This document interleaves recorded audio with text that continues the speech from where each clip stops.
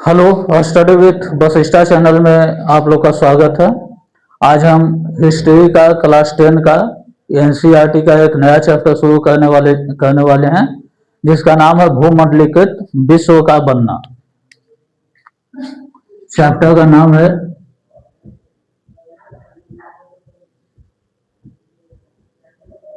भूमंडलीकृत विश्व का बनना। देखिए, इस चैप्टर में हम लोग पढ़ेंगे कि इस धरती पर जितने भी विश्व हैं ये आपस में कनेक्टेड किस प्रकार होते हैं। यानी कि एक देश के लोग दूसरे देश में जाते हैं और दूसरे देश के लोग भी हमारे देश में आते हैं। जैसे कि अगर हम लोग अपने कंट्री इंडिया की बात करते हैं तो इंडिया से भी लोग अमेरिका, ऑस्ट्रेलिया, जापान, फ्रांस और भी अलग अलग कंट्री में जाते हैं और वहां के लोग भी भारत में आते हैं। तो जब एक जगह से लोग दूसरे जगह जाते हैं तो अपने साथ बहुत सारी चीजों को ले जाते हैं। जैसे मान लिया जाए एग्जाम्पल के तौर पर भारत का कोई लोग अमेरिका गया तो अपना कल्चर, अपना रीति रिवाज, अपना एजुकेशन, अपना नॉलेज अपने साथ, अपने जीवन के साथ जुड़ी हुई बहुत सारी चीजें वो क्या करता है, ले जाता है। जैसे हमारे यहाँ की खाने पीने की कोई चीजें हैं, वहां पर गए अमेरिका में, वहां एक रेस्टोरेंट खोल दिए तो इंडिया का खाने पीने का चीज वो लोग भी टेस्ट किए, अच्छा लगा तो हमारे कल्चर से वो लोग भी क्या होते हैं, प्रभावित होते हैं। और विश्व के दूसरे देश के लोग अगर यहाँ आएंगे, जैसे फ्रांस के, जर्मनी के, तो वो भी अपने साथ बहुत सारी चीजों को लेकर आएंगे और आएंगे तो उससे हम लोग भी प्रभावित होंगे और हम लोग भी उनसे बहुत सारी चीजों को सीखेंगे और अपने जीवन में हम लोग अपनाएंगे। चाहे खाने पीने की चीजें हो, लैंग्वेज हो या एजुकेशन हो, हर चीजों को आपस में हम लोग क्या करेंगे, शेयर करेंगे। तो ये जो है कि विश्व में इस चैप्टर में यही देखना है कि विश्व के एक देश के लोग दूसरे देश में जाते हैं तो अपने साथ कौन कौन सी चीजों को लेकर जाते हैं और किस प्रकार आपस में एक दूसरे से हर एक चीजों का आदान और प्रदान होता है और लोगों का जाने का मकसद क्या होता है, ये सारी चीजों के बारे में हम लोग पढ़ेंगे। आज की दुनिया में तो आप लोग देखते हैं कि कम्युनिकेशन जो है बहुत ही फास्ट है। एक जगह से दूसरे जगह जाने का साधन बहुत ही ज्यादा पर्याप्त है। हम लोग चंद मिनटों या चंद घंटों में हम लोग एक जगह से दूसरे जगह चले जाते हैं। चाहे अमेरिका हो, जापान हो, फ्रांस हो, कहीं भी विश्व के कोने में हम बहुत ही कम समय में क्या होते हैं, पहुंच जाते हैं। लेकिन अगर हम लोग बहुत पहले की बात करते हैं तो पहले इतना फास्ट कम्युनिकेशन नहीं था, ट्रांसपोर्ट का साधन इतना एडवांस नहीं था। लोगों को एक जगह से दूसरे जगह जाने में काफी समय लगता था। अपने ही देश की सीमाओं के अंदर भी एक स्थान से दूसरे स्थान तक जाने में कई दिनों तक का समय लग जाता था। और अगर हम लोग विदेशों की बात करें तो उस समय समुद्री मार्ग या जो है कि स्थल मार्ग के जरिए लोग एक देश से दूसरे जगह जाते थे और इस क्रम में आने और जाने में समय ज्यादा लगता था। और उस समय जाने आने का मकसद क्या होता था? मकसद तो आज की तरह ही होता था, व्यापार करना हुआ, शिक्षा प्रदान लेना या देना हुआ, ये सारी चीजों के कारण लोग जाते थे या विजय अभियान के कारण जाते थे। जैसे प्राचीन भारत के इतिहास में आप लोग पढ़ चुके हैं कि सिकंदर जो था, एलेक्जेंडर, वो जो है कि पूरे विश्व पर विजय प्राप्त करने के लिए दुनिया के हर एक देशों पर आक्रमण करना शुरू किया। तो वो अपने देश से दूसरे देश में जाना अपनी सेनाओं के साथ प्रारंभ किया। तो हम लोग एक देश से दूसरे देश में जाते हैं तो कोई ना कोई मकसद के साथ जाते हैं, कोई ना कोई हमारा मकसद होता है एक जगह से दूसरे जगह जाने का। तो ये जो है जो कि जाने और आने का क्रम जो है आज से शुरू नहीं हुआ, ये हमारा बहुत ही प्राचीन काल से शुरू है। जैसे सिंधु घाटी सभ्यता में भी आप लोग पढ़े होंगे कि भारत का व्यापार जो है ईरान, इराक, ओमान, बहुत सारे देशों के साथ हुआ करता था। तो इस चैप्टर में हम लोग इसी के बारे में पढ़ेंगे।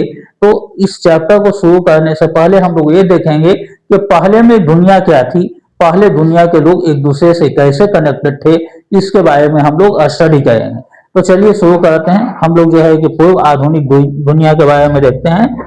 तो यहाँ देखिए पूर्व में क्या था, पूर्व आधुनिक दुनिया,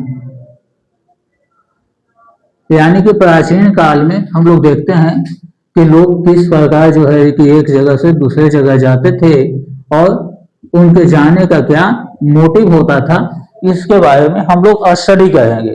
तो यहाँ देखिए प्राचीन काल में भूमंडलीकरण का मतलब क्या होता था, भूमंडलीकृत।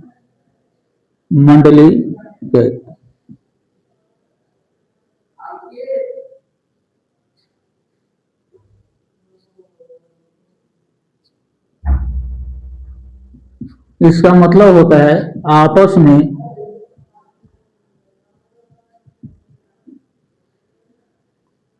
में जुड़ी दुनिया।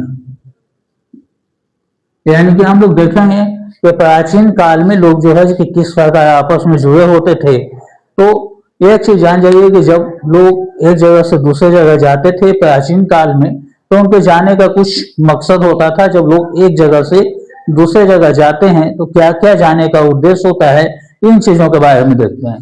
तो देखिए पहला तो हो सकता है विजय अभियान के लिए जा सकते हैं।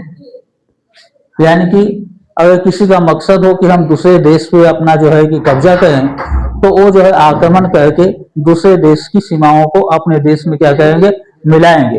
तो विजय हो सकता है। व्यापार करने के लिए जा सकते हैं। और जो है कि जब एक जगह से दूसरे जगह जाएंगे तो अपने साथ कुछ बीमारियों को भी ले जाएंगे। जैसे मान लिया जाए कोई व्यक्ति भारत का अमेरिका जाता है, या अमेरिका का कोई व्यक्ति इंडिया में आता है, तो उसके शरीर में अगर कोई बीमारियां हैं, कोई बैक्टीरिया है, कोई वायरस है, तो जाहिर सा बात है कि एक जगह से स्थान जब परिवर्तन करेगा तो उसके साथ वो बीमारियां भी वहां चली जाएंगी, और उसके संपर्क में जो लोग भी आएंगे तो उनको भी वो बीमारी हो जाएगी। जैसे कि हाल ही फिलहाल में हम लोग कोविड के बारे में देखे कि चीन से वो बीमारी फैला लोगों के द्वारा। चीन के लोग दूसरे देशों में गए तो वहां भी ये कोविड वायरस फैल गया और अन्य लोग भी प्रभावित हुए, और देखते ही देखते पूरे विश्व के लोग कोविड से क्या हो जाते हैं, ग्रस्त हो जाते हैं। तो जब व्यक्ति अपने साथ जाएगा कहीं भी, चाहे वह जो है कि विजय के उद्देश्य से ही क्यों न जाए, तो उसके शरीर के साथ उसके शरीर में छुपी हुई जो बीमारियां हैं वो भी क्या होंगी, उसके साथ वहां चली जाएंगी, और उसके संपर्क में जो भी लोग आएंगे तो उन बीमारियों से क्या हो जाएंगे, वो भी ग्रसित हो जाएंगे। तो कोई भी व्यक्ति जो एक जगह से दूसरे जगह जाता है, चाहे वह विजय के लिए जाए, व्यापार करने के लिए जाए, व्यापार करने के लिए भी जा सकते हैं। और जब जाएंगे तो जाहिर सा बात है कुछ बीमारियां हैं तो हमारे द्वारा भी किसी को फैल सकती है, और सामने वाले को भी अगर कोई बीमारी है उसके संपर्क में अगर हम आते हैं तो हमारे शरीर में भी वो बीमारियां आ सकती हैं।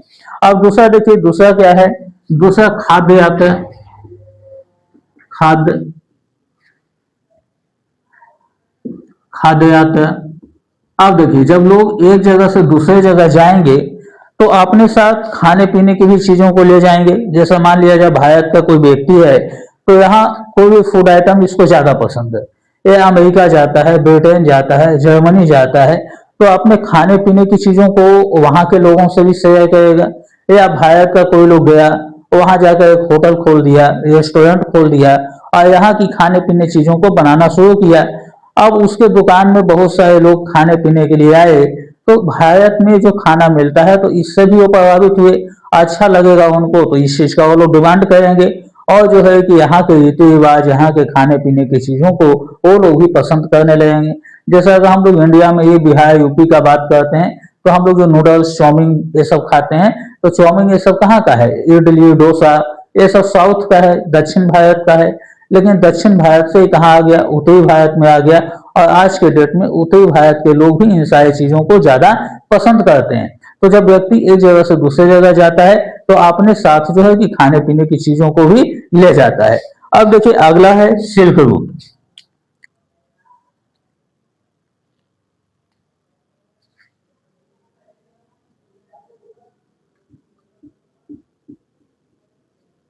सिल्क रूट, इसको रेशम मार्ग कहा जाता है। इसमें क्या था कि प्राचीन काल में व्यापार जो होता था, तो व्यापार जब भी हम लोग करेंगे, किसी भी सामान को एक जगह से दूसरे जगह अगर हम लोग ले जाएंगे तो किसी न किसी रास्ते से हम लोग ले जाएंगे। तो जिस रास्ते से व्यापार होता था भारत का, भारत और चीन का व्यापार यूरोप के अन्य देशों के साथ जिस रास्ते से होता था, उस रास्ते को सिल्क रूट नाम दिया गया था। और सिल्क रूट नाम क्यों दिया गया था, क्योंकि उस रास्ते से सिल्क का ज्यादा व्यापार होता था। और भी चीजों का व्यापार होता था, लेकिन सिल्क का व्यापार बहुत ज्यादा होता था, तो उस रूट का नाम क्या दे दिया गया था? सिल्क रूट नाम दे दिया गया था। अब देखिए यहाँ भूमंडलीकरण में हम लोग देखते हैं किन किन चीजों के बारे में हम लोग पढ़ेंगे। भू भूमंडलीकरण, इसमें देखिए इसमें हम लोग किन चीजों के बारे में पढ़ेंगे। तो पहला हम लोग देखेंगे कि जब लोग एक जगह से दूसरे जगह जाएंगे तो व्यापार करने के लिए जा सकते हैं, व्यापार। दूसरा जो है कि क्या हो सकता है? दूसरा हो सकता है विचारों का आदान प्रदान। जब हम एक जगह से दूसरे जगह जाएंगे तो हमारे विचारों का भी क्या होगा? आदान प्रदान होगा, विचारों का आदान प्रदान।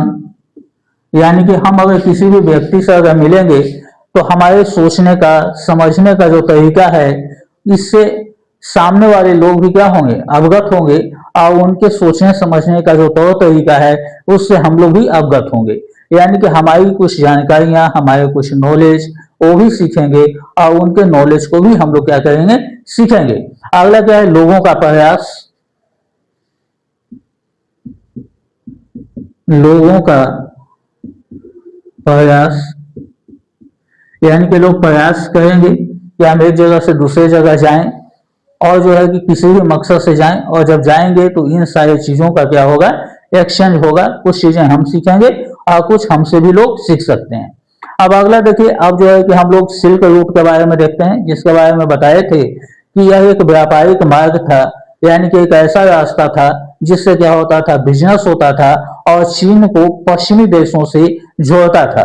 और इसको हम लोग क्या कहते थे? इसको हम लोग सिल्क रूट कहते थे। तो हम लोग सिल्क रूट के बारे में थोड़ा सा देख लेते हैं। सिल्क रूट यह क्या था? एक व्यापारिक मार्ग था जो क्या करता था? चीन को अन्य यूरोपीय देशों से जोड़ता था।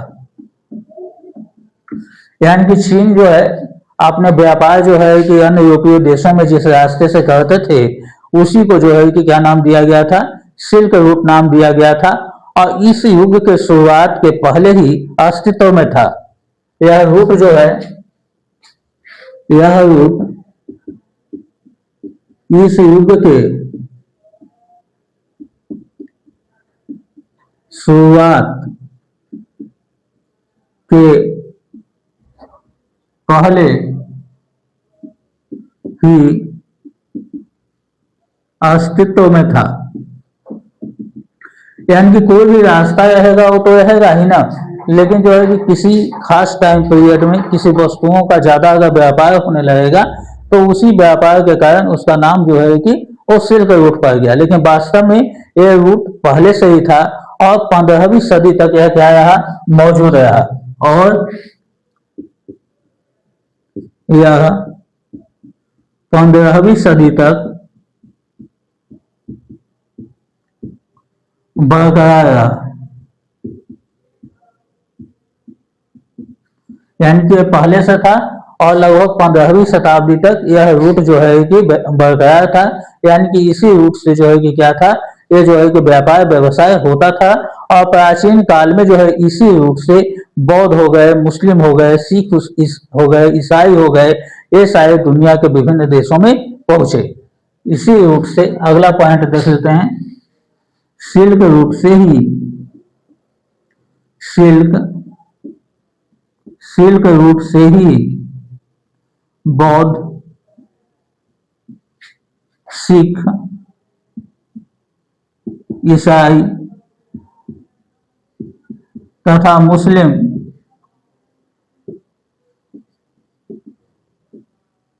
दुनिया के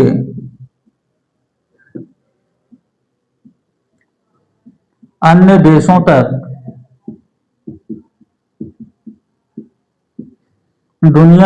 देशों तक पहुंचे। तो देखिए थोड़ा सा इंट्रोडक्शन था। भूमंडलीकृत का मतलब हम लोग देखे कि जो है कि आपस में दुनिया किस प्रकार जुड़ी हुई है। और जुड़ने का मतलब क्या है कि यहाँ या तो विजय के लिए जाएंगे, व्यापार करने के लिए जाएं, या जब जाएंगे तो अपने साथ बहुत सारी बीमारियों को भी क्या करेंगे, साथ में ले जाएंगे।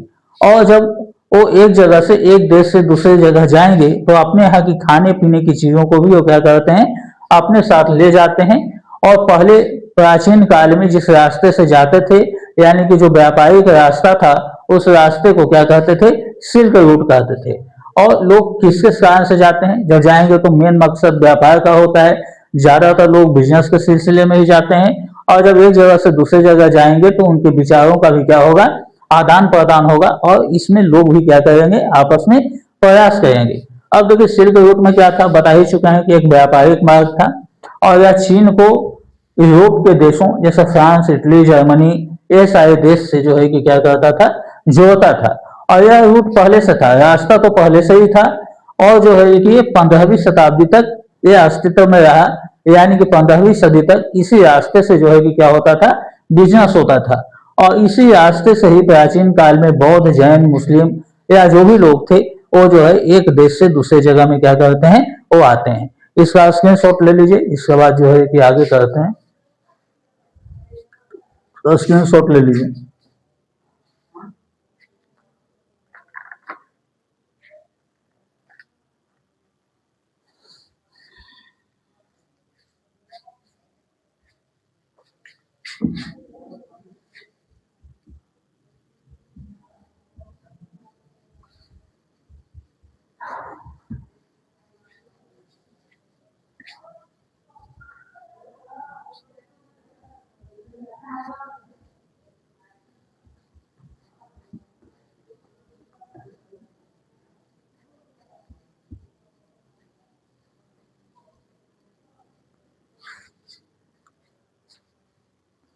चलिए अब हम लोग देखते हैं भोजन की यात्रा। हम लोग देखते हैं कि भोजन की यात्रा किस प्रकार हुई।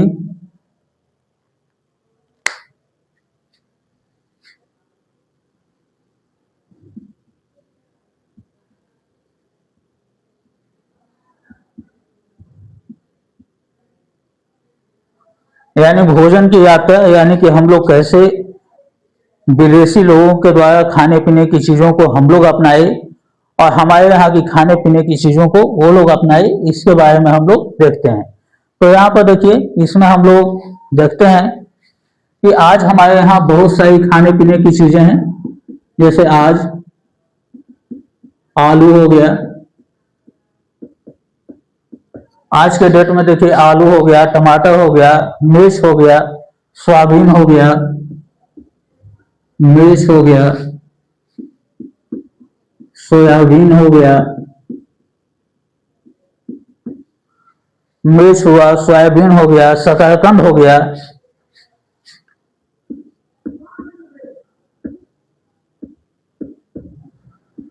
शकरकंद हो गया। ये सारी चीजें जो है खाने पीने की, ये पूरी दुनिया में आम खाद्य पदार्थ की तरह इस्तेमाल होता है। शकरकंद पूरी दुनिया में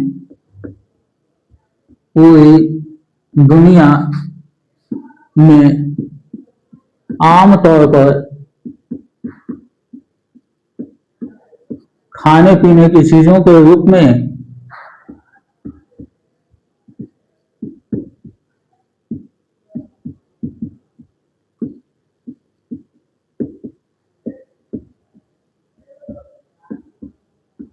इस्तेमाल किया जाता है। अब देखिए पूरी दुनिया में तो ये सारा चीज जो है कि क्या है, आमतौर पर लोग खाते पीते हैं। जैसे आलू हो गया, टमाटर, मिर्च हो गया, सोयाबीन, शकरकंद। तो ये आजकल हम लोग अपने यहाँ भारत में ही नहीं खाते हैं, बल्कि यह पूरे विश्व का बहुत ही फेमस फूड आइटम हो गया। और दुनिया में जितने भी देश हैं, लगभग हर एक देशों में ये सारी खाने पीने की चीजें आमतौर पर खाई जाती हैं। हर लोगों का ये मुख्य खाद्य पदार्थ बन चुका है। लेकिन क्या यह जो है कि किस देश का है, कहाँ से आया, तो इस चैप्टर में हम लोग जो है कि इसी के बारे में देखेंगे कि ये जो पूरे विश्व में फैला है खाने पीने की चीजें जो इस्तेमाल होने लगी, तो ये कौन सा खाने पीने का आइटम कहाँ से आया, इन चीजों के बारे में हम लोग देखते हैं। तो यहाँ पर देखिए इसकी एक कहानी होती है। एक व्यक्ति था, कोलंबस था। इसका नाम था Christophus Columbus. Christophus Christopher Columbus. एक गलती से क्या किया, गलती से 1492 में अमेरिकी महाद्वीप का, अमेरिकी महाद्वीप का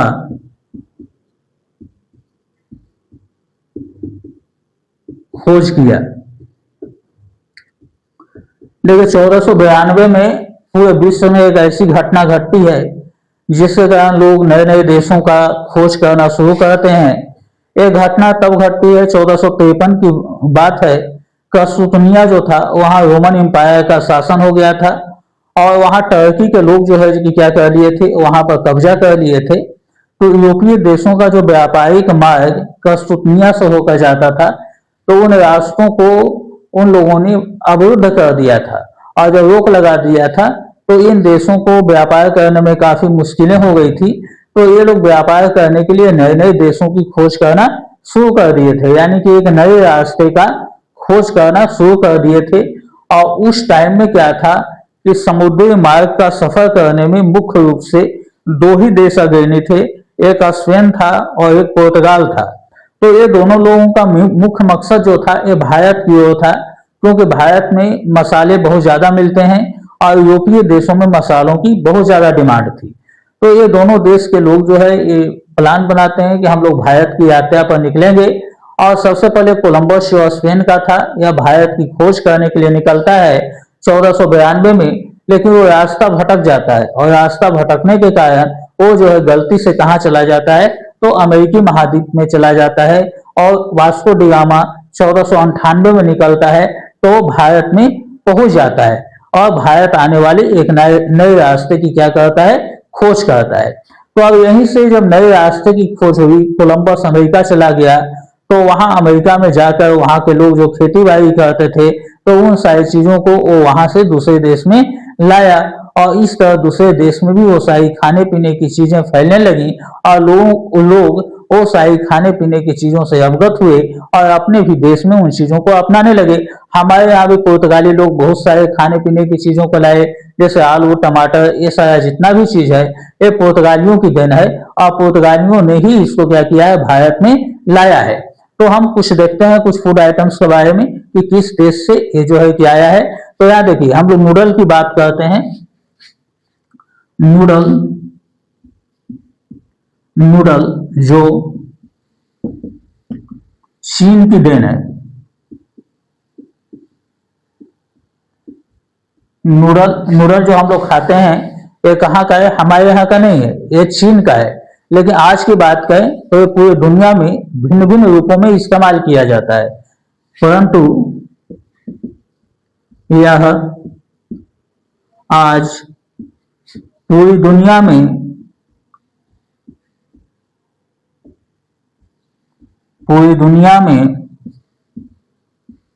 भिन्न भिन्न रूपों में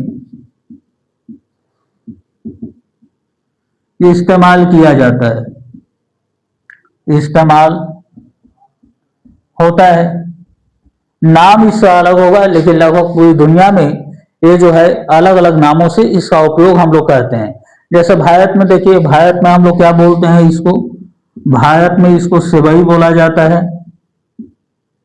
भारत के लोग इसको क्या बोलते हैं, सेवई बोलते हैं। हम लोग सेवैयां जो खाते हैं वो क्या है, नूडल है। लेकिन चीन में इसी चीज को लोग क्या बोलते हैं, नूडल बोलते हैं। और इटली में क्या बोला जाता है, अस्पैगेटी बोला जाता है। इटली में अगर इसी को बात करें तो इसको क्या कहते हैं, अस्टै, इटली में इसको जो है अस्पैगेटी बोला जाता है, अस्पैगेटी। यानी कि चीज वही है, नूडल ही है। जैसा कि मेन कहाँ के लोगों का भोजन है, तो ये चीन के लोगों का भोजन है।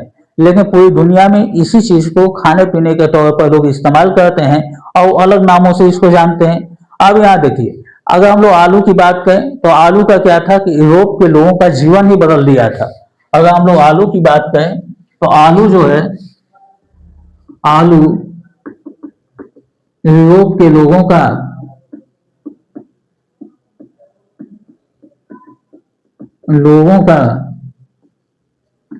जीवन ही बदल दिया था। अब देखिए कोलंबस वहां गया अमेरिका तो खेती बाड़ी कराने लगा, आलू की खेती ज्यादा होती थी और आलू वहां से क्या होता था कि यूरोपीय देश में जाता था और यूरोप में आलू का डिमांड बहुत ज्यादा हो गया और आलू को लोग बहुत ही सभी लोग यानी कि यूरोप के जितने भी लोग हैं चाहे गांव के हों या शहर के हों आलू का इस्तेमाल खाने पीने की चीजों में खूब करते थे। चाहे सुबह हो दोपहर हो शाम हो एनी टाइम वो लोग आलू को मुख्य खाद्य पदार्थ के रूप में इस्तेमाल करते थे। आलू इतना फेमस हो गया था कि वो लोग सुबह में नाश्ता में आलू, खाना में आलू, रात को भी खाना में आलू, यानी कि अगर हम आम तौर पर कहें तो वो लोग आलू पर ही ज्यादातर क्या हो गए थे, डिपेंडेंट हो गए थे। और जिसके कारण आगे क्या होता है कि जब आलू में एक बीमारी आती है प्लेग नाम की तो आलू की खेती खराब हो जाती है। तो इस कारण भूखमरी की समस्या यूरोप में हो जाती है और ये डिपेंड रहने के कारण आलू पर डिपेंड रहने के कारण यूरोप की बहुत सारी जनसंख्या भूख के मारे क्या होती है, मर जाती है। तो आलू इतना फेमस हो गया था। अब देखिए 1840 में क्या होता है कि किसी बीमारी के कारण आलू की फसल खराब हो जाती है और कई लोग मारे जाते हैं। अब देखिए 1840 में क्या होता है, 1840 में कुछ बीमारियों के कारण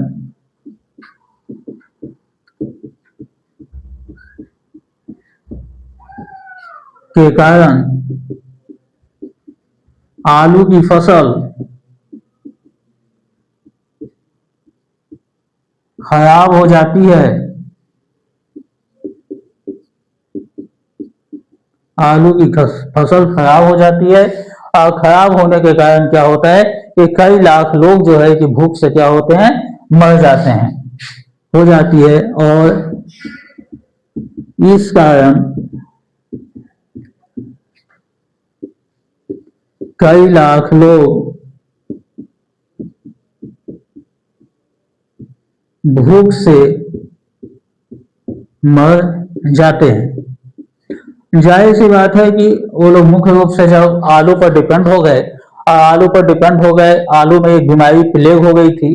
कौन सी बीमारी हुई थी आलू में, तो आलू में एक बीमारी हो गया था प्लेग नाम का।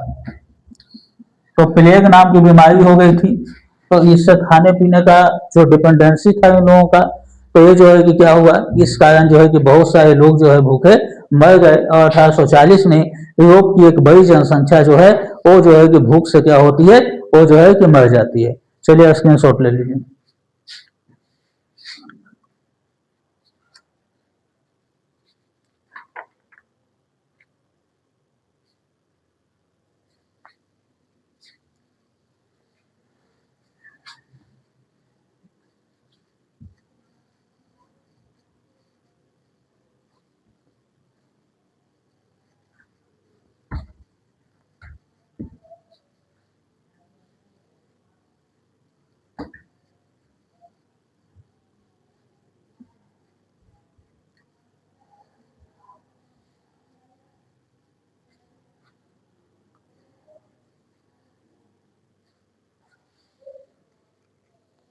अब देखिए आगे हम लोग देखते हैं विजय व्यापार, विजय बीमारी व्यापार और फतह।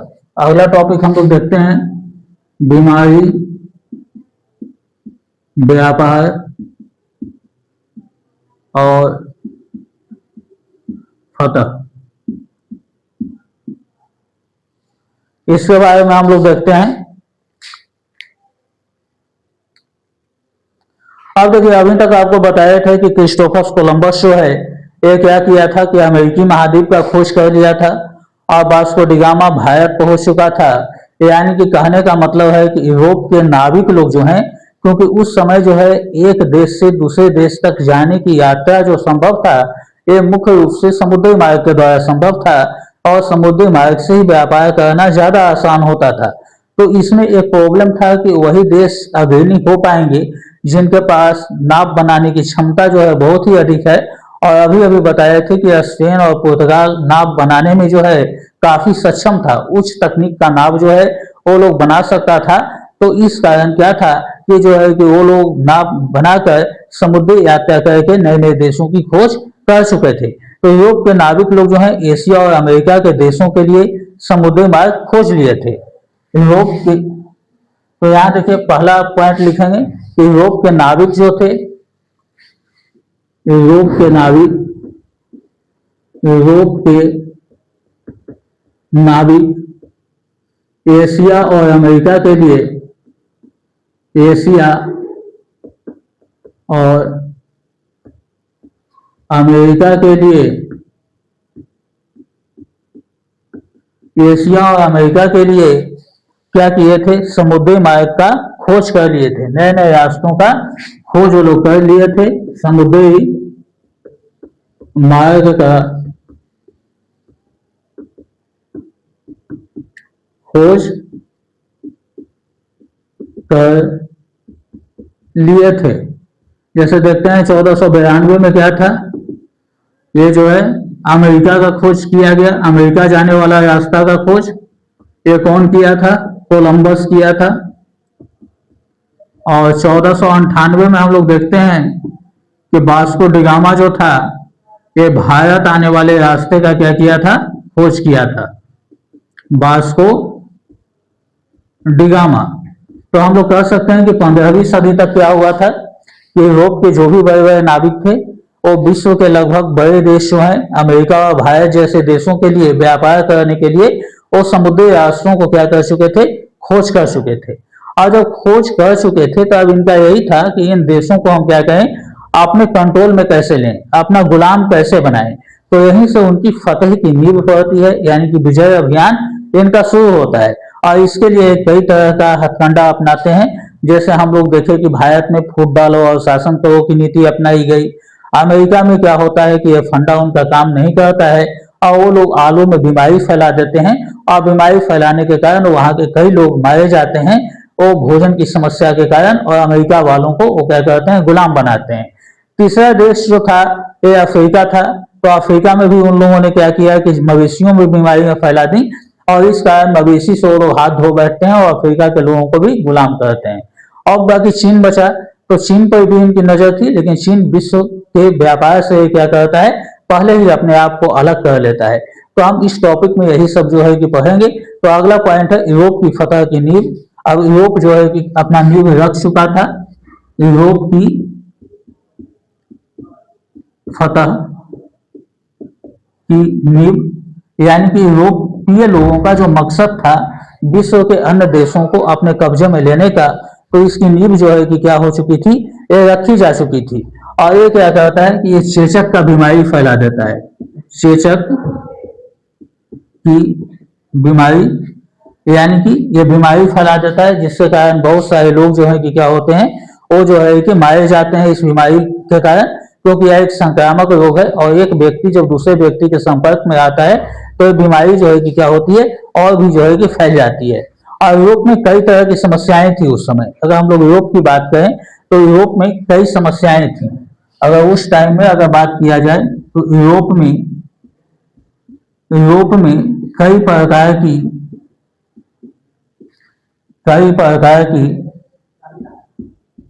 समस्याएं थी।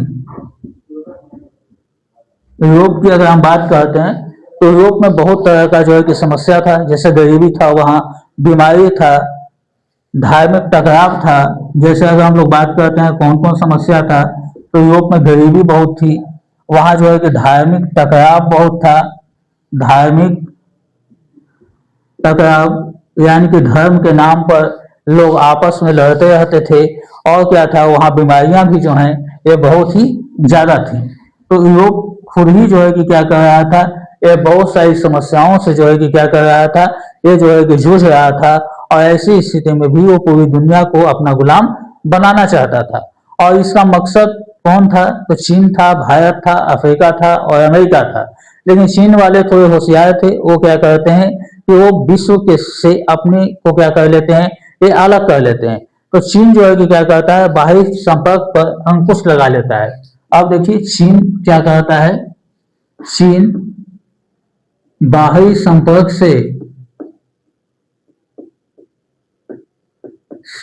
पर अंकुश लगा लेता है। यानी कि ये क्या करता है, पूरे विश्व से जो है कि बिल्कुल अलग हो जाता है और दुनिया के बाकी देशों से क्या हो जाता है, अलग हो जाता है। बाह्य संपर्क पर अंकुश लगा लेता है और दुनिया के देशों से दुनिया के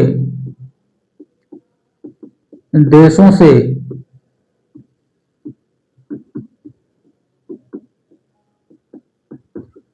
दुनिया के देशों से ये क्या करता है, ये अपने आप को अलग कर लेता है। और इस कारण यूरोप वाले चीन को उतने प्रभावित नहीं कर पाए जितने कि भारत को किए, अमेरिका को किए और अफ्रीका को किए, क्योंकि चीन उनकी मकसद को समझ चुका था कि इनका मेन मोटिव है कि ये दूसरे देश वालों को गुलाम बनाना चाहते हैं। इसी कारण ये अपना संपर्क जो है इस पे अंकुश लगा लिया और पूरी दुनिया से ये क्या करता है, अलग हो जाता है। अब क्या होता है कि विश्व के व्यापार का मुख्य केंद्र बिंदु कहाँ शिफ्ट हो जाता है, यूरोप की तरफ हो जाता है। अब विश्व के व्यापार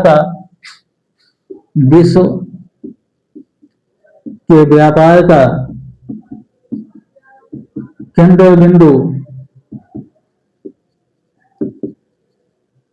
यूरोप की तरफ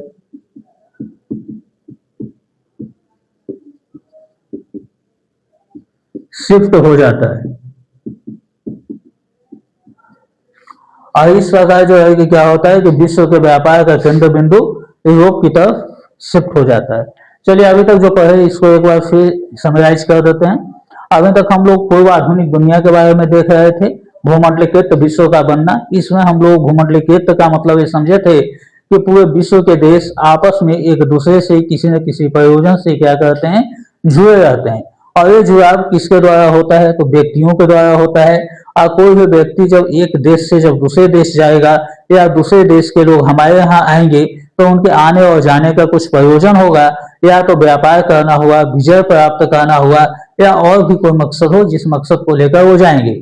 और जब कोई व्यक्ति एक देश से दूसरे देश जाएगा तो अपने साथ बहुत सारी चीजों को, चाहे वह खाने पीने की चीजें हों या उसके साथ कोई बीमारियां भी हैं, इन सारी चीजों को भी वो क्या करता है, अपने साथ ले जाता है।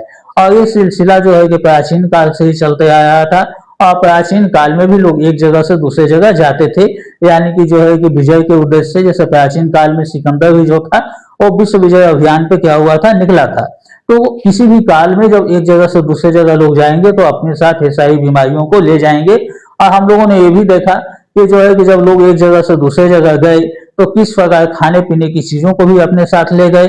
बहुत सारी चीजें जो है नूडल्स वगैरह जो चीन में होती हैं वो अलग अलग देशों में जो है कि अलग अलग नामों से खाई और पी जाती हैं, लोकप्रिय हैं। जैसे भारत में आपका सेवई हो गया, इटली में स्पेगेटी हो गया, और भी कुछ चीजों के बारे में देखें कि आलू, प्याज, टमाटर, शकरकंद, ये सब जो है ये सब पूरी दुनिया में लोग खाते पीते हैं।